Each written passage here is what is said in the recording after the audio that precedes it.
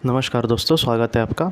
आज जो हम कहानी देखने वाले हैं दोस्तों, वो एक सच्ची कहानी है। ये जिस लड़की की कहानी है दोस्तों, उसका नाम है एलिस, और ये जिस किताब से ली गई है दोस्तों, उसका नाम है मिरेकल हैपन्स। ये जो कहानी है दोस्तों, उसमें एलिस जो है वो हमसे ये कहती है कि उसने जब अपना पास्ट लाइफ रिग्रेशन करवाया, तब उसने ये देखा दोस्तों कि बहुत सालों पहले उसका एक जन्म एक गांव में हुआ था। बहुत ही वीरान जैसा वो गांव था, और उस गांव में दोस्तों उसने ये देखा था कि उस गांव में एक इंसान था जिसका नाम उसने डेविड बताया है।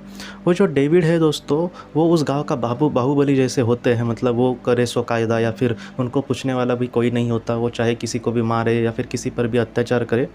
तो इस लड़के ने, इस डेविड ने उसको एक बार दोस्तों उसको किडनैप किया या फिर उसका अपहरण किया, और उसके यहाँ पर उसको कैद में रखा। उस के ऊपर बहुत सारे अत्याचार किए दोस्तों, और बहुत सालों तक उसको कैद में रखा।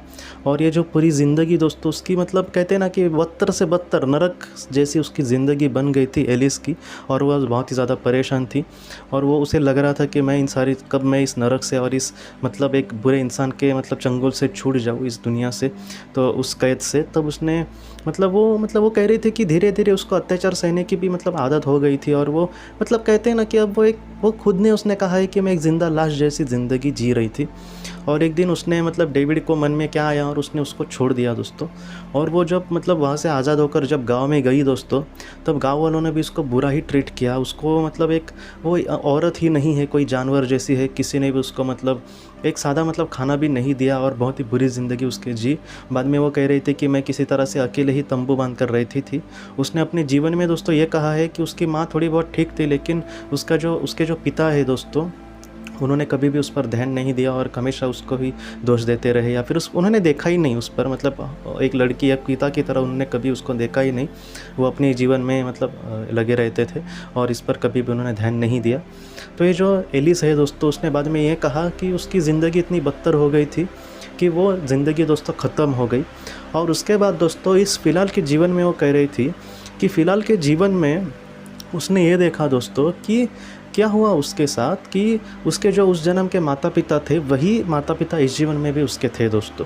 और इस जीवन में उसके जो पिता थे वो भी वैसे ही थे जैसे उस जीवन में थे। कभी भी उन्होंने एलिस पर ध्यान नहीं दिया, कभी भी उसके बारे में प्यार से उसके साथ बात नहीं की। उसकी माँ थोड़ी बहुत बात वगैरह करती थी, लेकिन फिर भी एक माँ जैसी वो थी, एक अच्छी माँ थी वो।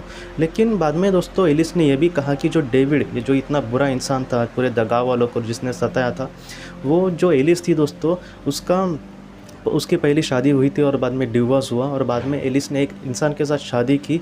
वही दोस्तों डेविड था, वही डेविड की आत्मा थी। आप समझ सकते हैं कि आत्मा किस तरह से एक दूसरे का पीछा करती है। और एलिस ये कह रही थी दोस्तों कि इस जीवन में वो तकरीबन सिर्फ 6 महीने ही डेविड के साथ रही शादी करके, और उसके बाद उससे भी उसने डिवोर्स ले लिया।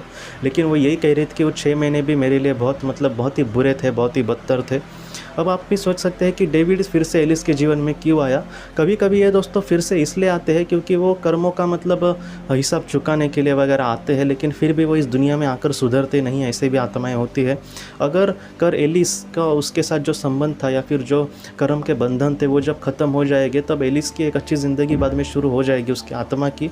लेकिन डेविड को उस सारी चीज़ों को, जो उसने लोगों को दुख दिया है, उसको भोगना ही पड़ेगा, और वो दुख के खाई में ही जाएगा।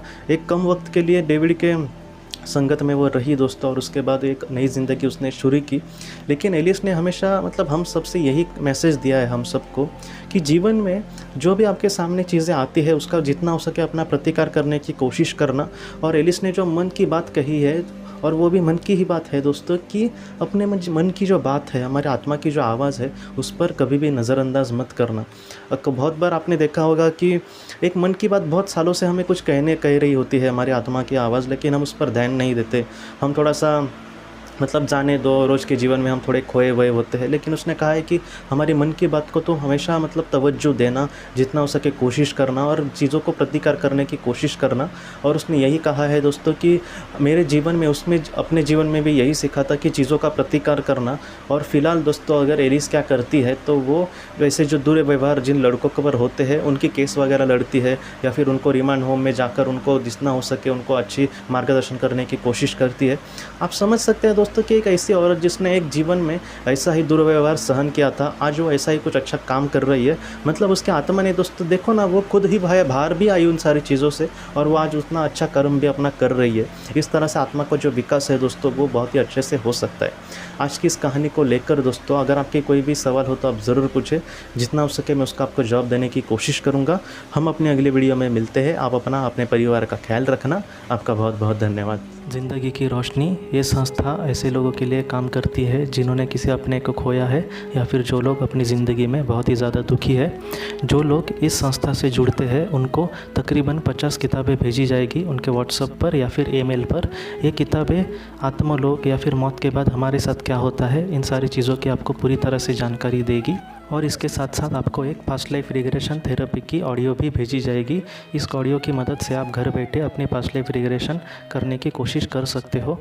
बहुत लोग पास्ट लाइफ रिग्रेशन थेरेपिस्ट के पास किसी कारण के वश नहीं जा सकते, तो ऐसे लोगों के लिए मदद के लिए ये ऑडियो तैयार की गई है।